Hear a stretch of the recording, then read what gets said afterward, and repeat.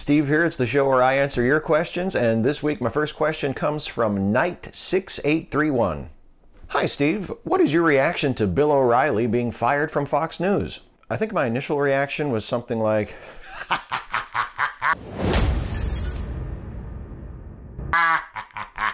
and then after that there was a follow-up reaction which was something like, oh good, fuck him. And then there was another one that followed that, which was, I mean, it's about time, right? Is this how long it takes to get rid of a serial sexual harasser and racist bullying asshole from a national television show? It just seems like it took an awful long time. It was mostly that. Those were my reactions. So it was mostly happy, and then a bit of indignance following that when I thought about how long it took to take this relatively minor action to remove a clearly awful person from a prominent media platform. But yeah, that was pretty much my reaction. Hey, can I show you something as well that has nothing to do with the question? It's a little embarrassing, but I feel like I should point it out just in the name of, you know, honesty and such. My coffee cup and I, we dressed alike today. So it's a little embarrassing, but you know, whatever, there it is. Next question. Ahoy Yerno, what is your opinion on the Bill Clinton rule that says you have a right to remain silent or lie about your sex life, even under oath? Under no circumstance are you obligated to disclose private details with a third party, including but not limited to number of previous partners, who those partners are, and what you did with them. I don't know if I would ever say that it's okay to lie under oath. I mean, although even if you're in a court or a deposition situation and you're testifying under oath, you still have the right to object to questions that you consider to be unnecessarily invasive or irrelevant to the subject at hand. So it's not as if you're ever really compelled legally, necessarily, to answer personal questions like that. Unless, again, maybe your lawyer says, hey, objection, that's too intrusive, and then the judge or whoever is mediating the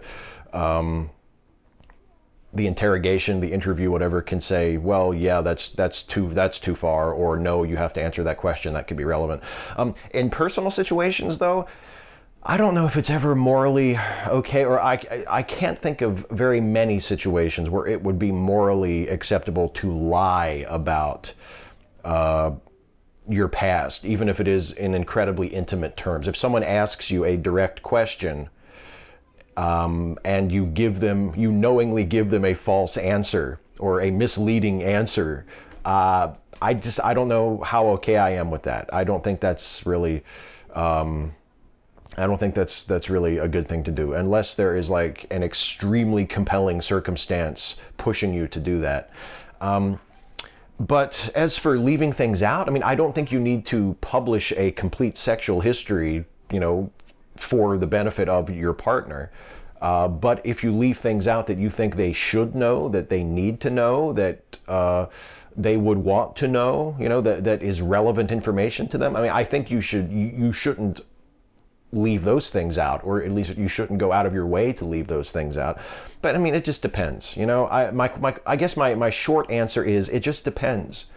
I guess I don't believe in the Bill Clinton rule that you never have to disclose that information, that you have an absolute right to never have to disclose that information to anyone. I mean, if you're in an intimate situation with someone, or you're in a marriage or a long-term sort of close relationship with another person, and there's information that you have about yourself or your past, even though it may be incredibly intimate, that other person has a right to know, then I think you should tell them, especially if they ask.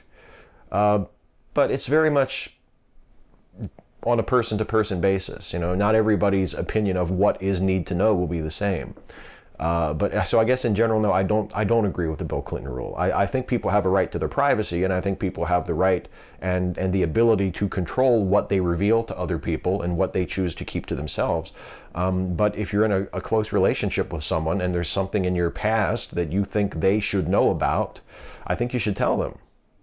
The Nightmare Rider. Hi, Steve. I have a fairly serious question that comes to mind. Given Trump's ignorant, all-guns-blazing attack on Syria, it seems that this was a poor response to a dire situation. Most of the people I know personally oppose any war on Syria, despite their clear human rights violations. But this begs the question, when is war justified? At what point do diplomatic negotiations and support for peaceful people in other countries which don't seem to care about human rights give way to military action? As much as I personally don't like war, I've come to admit that there must be some reason for the military to exist. Where would you personally draw the line? Is the objection to war more to do with who starts it and who organizes it than the fact war exists at all? Will we have another situation like the Vietnam War where America's involvement was considered an unhelpful move?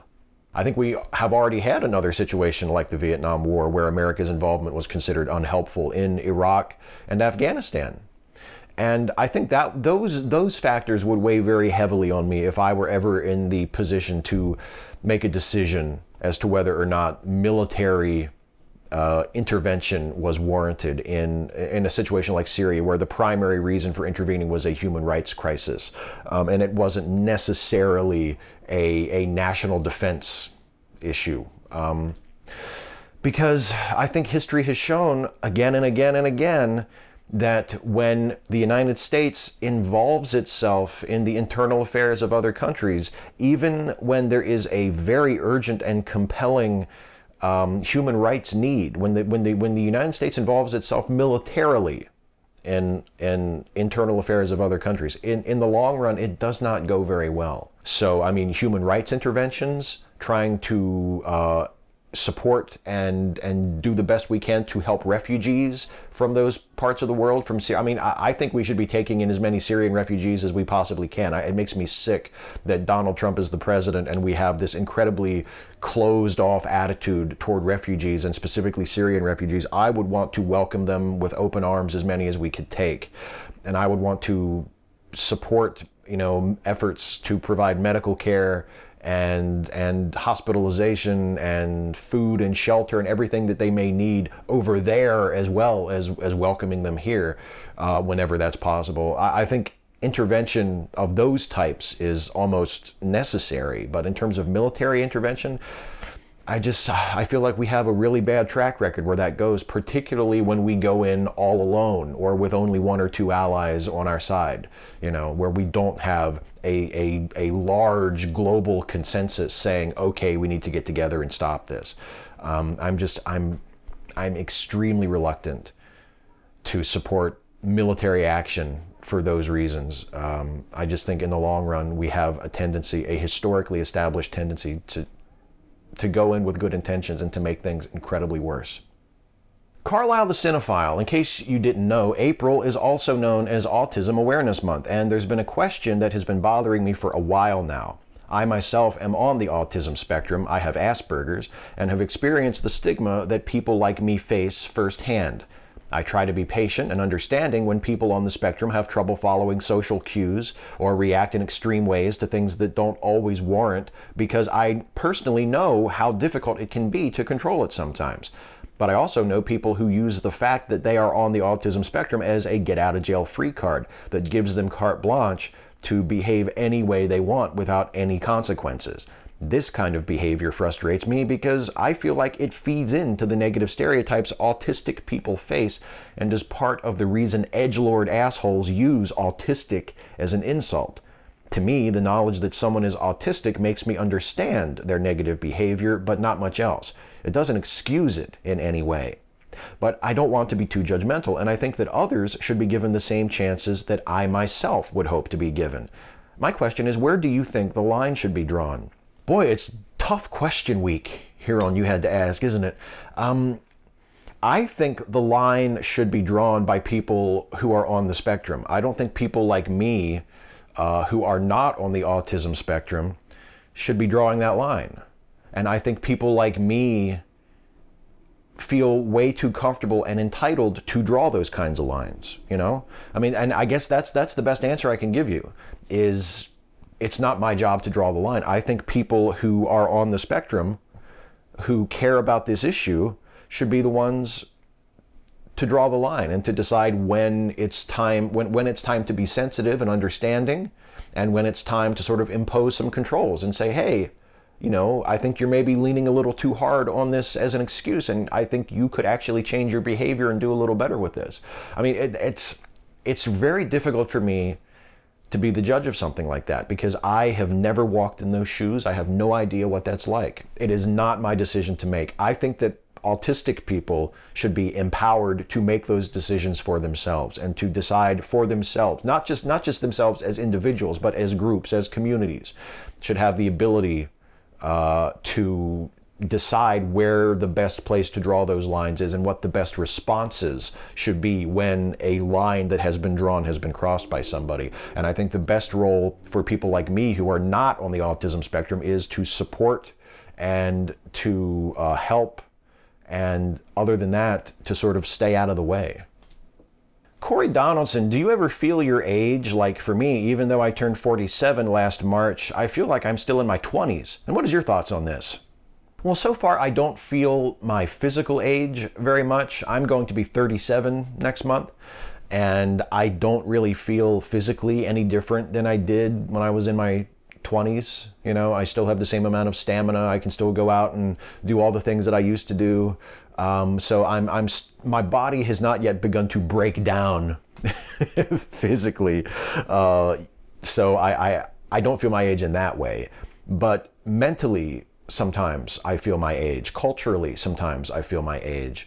I still sometimes will get a little irritated internally when, you know, just little things like when people write on the internet or text in incomplete sentences or with abbreviations, things like that. I've adapted to that a lot in the last few years, but it's still something that kind of nags at me sometime when I'm like, you could have just written a complete sentence and used proper capitalization. What's the, you know, because that's just, you know, that's the way we did it when I was a kid. We didn't have text messaging. We didn't have private messages and Twitter and things like that were, you know, incredibly brief. And we wrote out the whole word and we capitalized things and used punctuation, or at least I did. That's how I always did it.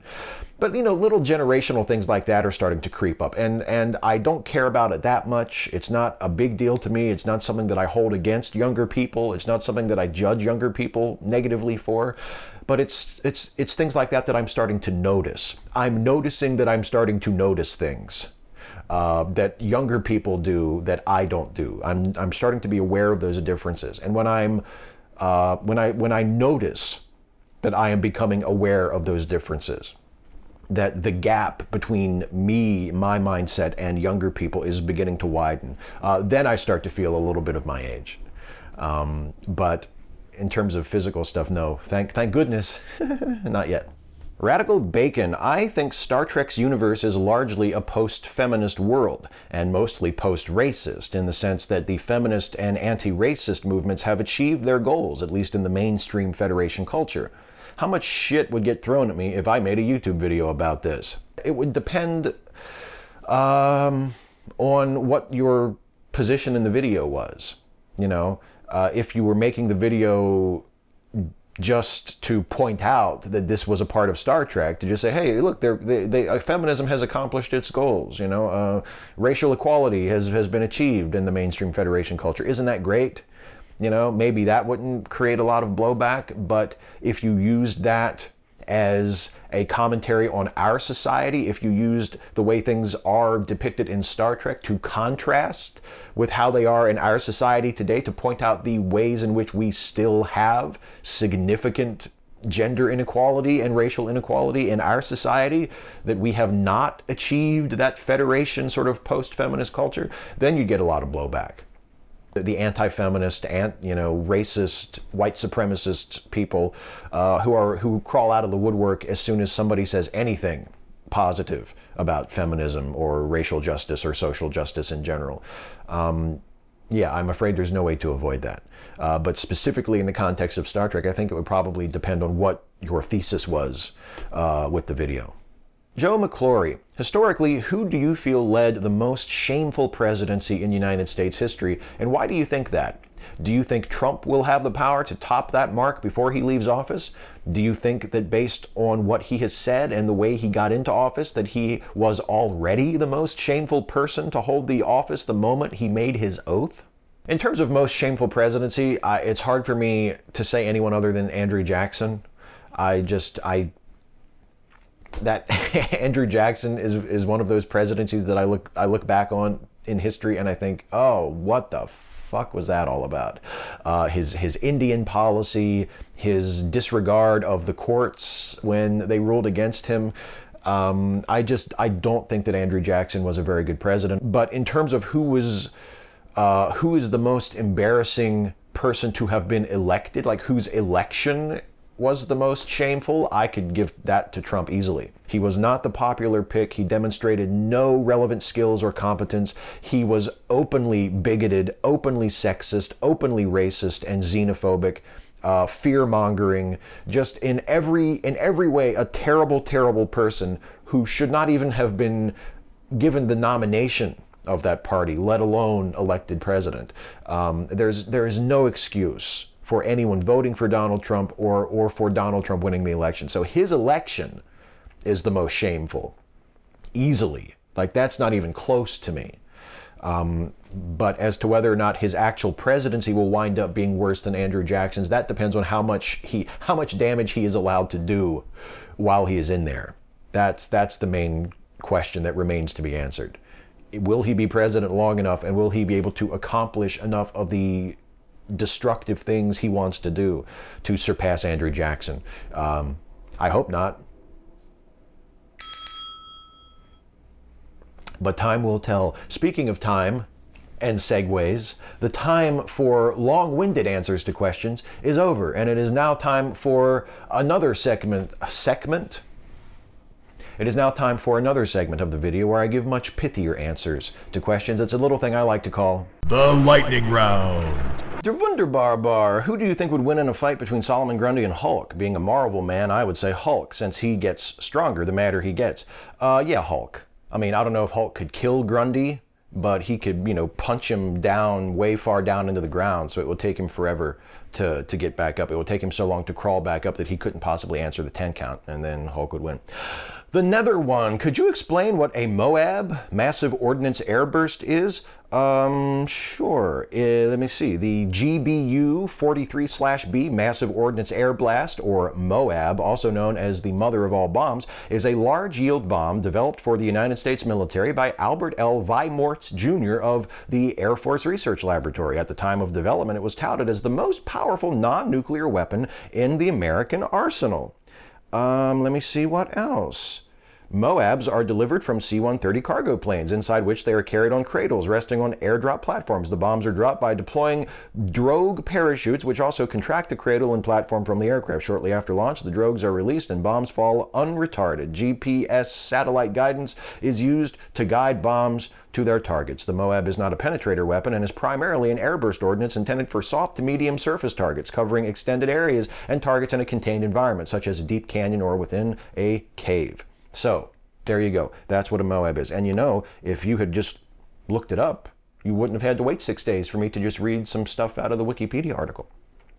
Piker Eyes. I recently got a part-time job with the state of Virginia, and I'm having difficulty balancing this job with my YouTube aspirations. I know you worked a normal job prior to doing YouTube full-time. How did you balance your schedule? Well, actually, the normal job predated the YouTube channel. When I started my YouTube channel, I was a full-time college student, and I had to balance those two things. And, I mean, the job or the school has to come first. In those days, I didn't make nearly as many YouTube videos as I make now. The YouTube stuff had to take a back seat. I mean, that's how I balanced it. And you just have to make time. You just have to find time to do it. I don't know. There's not like a perfect formula for it, unfortunately. Johnny the Wolf. Steve, if through some unexplained supernatural mean Donald Trump were to find himself in the body of an undocumented immigrant or a refugee and lose the ability to speak fluently and understand English in the process, how long do you think he would last? Well, not very long, because I think once the other immigrants noticed that his Spanish was being expressed in the distinctive Trumpian word salad that I feel will be unmistakable in any language, I think they would set upon him and he would face the immigrant or refugee equivalent of frontier justice. It would be like the end of the movie Freaks. where they would all just creep in and encircle him and cover him, and you wouldn't be able to see him anymore, and that would be the end of Donald Trump in whatever other form he would take. And they would recognize that it was him, and then they would just take care of it. And good for them. Milk Lover, what's your opinion on anime? I really enjoy some of it. You know, I'm a big fan of the films of Hayao Miyazaki. In terms of TV, I loved Cowboy Bebop when I first saw it. So there are elements of anime that I've been exposed to that I really enjoy. But if for whatever reason, it has not been something that I have felt compelled to seek out. You know, like when I first saw Star Trek, I knew, oh, I love this, I want more of this. When I first encountered like Superman and Batman and Spider-Man and things like that, I thought, oh, this is great, I want more of this. When I first saw anime that I really loved, I thought, wow, this is really great. But then for whatever reason, I didn't feel compelled to go that extra step and go and seek out and absorb as much of it as I could. But I mean, yeah, I like anime. From what I've seen, I enjoy it. Ace of Sevens, have you considered reading non-Christian books for an atheist reads? I don't just mean other religions, but wooey life coaching books that aren't overtly religious, like The Secret. That could be a possibility in the future. Maybe I would do something like that just to sort of take a break from the Christian apologetics, because I have a list multiple pages long of Christian apologetics books that I can do in the future. Maybe I would do something like that. Just take a year off from the apologetics and do something like that. I don't know. It would depend. That's one possibility. I'm not saying I would never do it, you know, but I have no specific plans to do it right now. Batman has horns, really? Vitamin W. Batman has horns, really? I know they're supposed to be ears, all right? They're representative of ears, but they sure look like horns to me on the dude's head. Show me a drawing that anybody has ever done of Batman. Show me any Batman costume from any live action version. And other than perhaps arguably Adam West's Batman, where they do look very ear-like, other than that, it's almost always looking like horns to me, man. Maybe they're not, I know they're not supposed to be horns, but horns is what they are. Shut up, Paul, you talk too much. My brother TJ is obsessed with Marilyn Manson, who has inspired him to write edgy poems as a teen. Honestly, I find Manson obnoxious and at times sexist and offensive, but it seems Manson is popular with atheist skeptics. Also, as a kid, I had nightmares of his music videos that had a situation where a particular individual purple manatee was eating mac and cheese. Anyway, what is your opinion on Manson? Thanks, Steve. He was hugely popular when I was in high school, but I was just never that into him at the time, and I'm just not that familiar with his music, so I don't have a strong opinion on him one way or the other. I'm sorry to say. I remember people really digging him when I was in high school, but I was just never that into him. So I don't have a huge problem with him, but I'm not like a big fan either. John Brockman, lightning round question. You get the opportunity to meet Trump, kick him in the balls, slap him like you're a 50s husband? You know what I would love to do, actually? I would love for Trump to meet, I would meet Trump in some circumstance, and he would extend his hand to shake my hand, and I would just completely blow him off. That would be my favorite thing to do. To just have Trump extend his hand to shake my hand, and I could just kind of look at his hand and look at him and just walk away. That's what I would love to do. Rez, please. By the way, where do we submit questions? Right here. You got it. You submit a question in the comments of the video, and you did it. And that counts as your question. Although you can comment on this video and ask a question for next time if you want. I would actually really like that if you had a question. That would be great. Thank you. I'm a dick. I'm sorry, Rez. You're cool. I love you. Joshua Purvis. Hi, Steve. My question is, what is your favorite Simpsons characters and episodes? Thanks. They're going to season 30. What are your thoughts on that? My favorite, you have to understand, my taste in general is very middle of the road, and that extends all the way down to my favorite parts of things that I like. So my favorite character in most shows that I like is almost always going to be the protagonist. So my favorite character in The Simpsons is Homer. My favorite episodes of The Simpsons, I love I forget the title of it, but it's the one where Homer has the vision quest, where after he eats the Chilean or the Guatemalan insanity pepper, and he has the hallucination where Johnny Cash voices a coyote who is his spirit guide. I love that one. I love Homer's phobia. I love Homer's enemy. A lot of the Homer episodes seem to be coming up. Yeah, those are some of my favorites. And yeah, good for them, I guess, for going to season 30, but creatively, I think it's usually a bad idea for a show to run that long. It probably would have been better if they had ended around season 7 or 8. But the show's still going. I still watch it. I mean, I'm not someone who complains about The Simpsons. I still watch it, but it will probably have been better creatively if the show had ended about 25 years ago. Tom, hi Steve. Just one quick question. What's your opinion on furries? I have no problem with furries whatsoever. If someone is a furry and likes being a furry and that gives their life meaning or joy, who am I to try to take that away from them? I have no problem with someone being a furry whatsoever. I myself am not one. It's not something I feel really compelled to. I don't know much about it, but if someone is a furry and they like that and it makes their life better, then I wish them all the best in the world. I have no desire to stand in the way of someone being a furry or to go out of my way to insult or denigrate people for being furries. I think it's great. Go forth and be a furry if that's what makes you happy. I wish you all the best. That's it.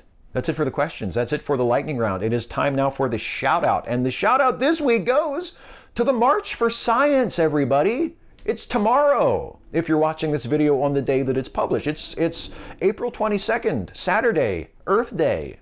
Tomorrow or today or yesterday. Really, it depends on when you're watching it. I hope that you're not watching this video so late that you missed it. The March for Science takes place on Earth Day, April 22nd, Saturday, tomorrow. And the main rally will be in Washington, D.C. I'm going to be there. A bunch of other people are going to be there. But if you can't make it to D.C., I would urge you to find a satellite rally in your area and attend one of those, because it's super, super important. Scientists and people who support science coming together to make a public statement against the Trump administration's rejection of science, to put forward the importance of science and science advocacy and using science as a basis for public policy is incredibly important. It has been threatened and pushed to the side by the Trump administration more so in the last few months than ever before in my living memory. Climate change deniers are now running the EPA, for just one prominent example. And it's more important than ever to stand up for science and science awareness and science advocacy, and also to stand up for diversity in science, to stand up for diversity and equality in scientific organizations, in scientific fields, to make sure that science as something to learn about and also science as a career is open to everybody, and there are no unfair obstacles or discrimination going on. It's just an important event, and I really think that everybody who can take part in it should take part in it. So if you can't make it to DC and you want to find out where there might be a satellite rally near you, or you want to just learn more about it, you can go to marchforscience.com. And I highly, highly recommend that you do that. And I hope I see some people that I know tomorrow for me at the March for Science in DC. Also, please, please, please check out the Lemme Listen podcasts. These are podcasts by my good buddy Jason with a D, aka Jason Harding. That's backwards from how I usually do it, but it's the same, really. And there's a whole bunch of awesome Lemme Listen podcasts, including Lemme Finish, American Monsters, Filmtastic, Voyage, Cinetific, Three for Adventure, and my personal favorite, Late Seating, the movie review podcast that Jason co-hosts with me, where we take a classic film, a film that has a reputation for being either really great or really terrible. We give it a fresh review. We decide for ourselves whether or not the movie deserves whatever reputation it has. Our most recent episode was about Godzilla, King of the Monsters, and you can do a little bit of homework and get ready for our next episode, which will go up next week, which will be about Silence of the Lambs. So if you haven't seen Silence of the Lambs for a while and you want to be able to have a fresh memory of it and get all the jokes when we do our Silence of the Lambs episode, go watch Silence of the Lambs. And next week you can listen to our new episode, but right now you can listen to all of our past episodes of Late Seating and all of the past episodes of all of the awesome Lemme Listen podcasts by going to lemmelistenpodcast.com. There you go. There's your podcast pitch for the week. That's it for me, everybody. I am out of here. Thank you all so, so much for watching. Please leave a comment on this video asking me your question for next time. You can ask me anything about anything. Nothing is too serious. Nothing is too silly. I will answer as many of your questions as I possibly can in the next video. So until then, take care, everybody. Hey folks, one more thing before I go. Thank you so much for watching. If you enjoyed this video, please like, share, and subscribe. And also please consider helping me to make more videos like this one by supporting this channel through Patreon. You can go to patreon.com/Steve Shives to become a patron. Thanks so much for watching, and I'll see you next time.